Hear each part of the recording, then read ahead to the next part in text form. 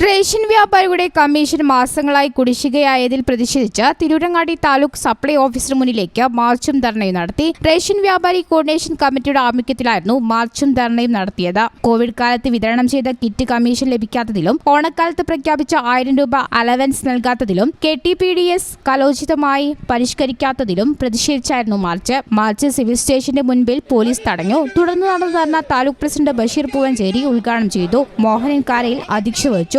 ഇവിടെ മുമ്പ് സൂചിപ്പിച്ചതുപോലെ റേഷൻ വ്യാപാരികളുടെ തീരാ ദുരിതം വർഷങ്ങളായി തുടർന്നുകൊണ്ടിരിക്കുകയാണ്.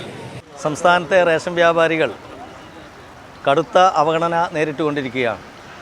പല തവണകളായി സർക്കാരിൻ്റെ ശ്രദ്ധയിൽ ഈ കാര്യങ്ങളെല്ലാം പെടുത്തിയെങ്കിലും യാതൊരു അനുകൂല നിലപാടും സർക്കാരിൻ്റെ ഭാഗത്തുനിന്നില്ലാത്തതുകൊണ്ടാണ് സംസ്ഥാന വ്യാപകമായി കോർഡിനേഷൻ കമ്മിറ്റിയുടെ നേതൃത്വത്തിൽ താലൂക്ക് ജില്ലാ കേന്ദ്രങ്ങളിലേക്ക് ഇന്ന് റേഷൻ കടകൾ അടച്ചിട്ടുകൊണ്ട് ധർണാ സമരം നടത്തുന്നത്. കെ ലിയാഖത്ത് അലി, KV സലാം തടത്തിൽ, ബുഷ്റുദ്ദീൻ, Shiny Vishwanath, VN Jayakrishnan, Kanjirassery Radhakrishnan, K Unnikrishnan, KVP Koyamu തുടങ്ങിയവർ പ്രസംഗിച്ചു. VP ഖാദർ ഹാജി സ്വാഗതവും കരിമ്പിൽ ഷാഫി നന്ദിയും പറഞ്ഞു. ഈ ചാനൽ ന്യൂസ് തിരൂരങ്ങാടി.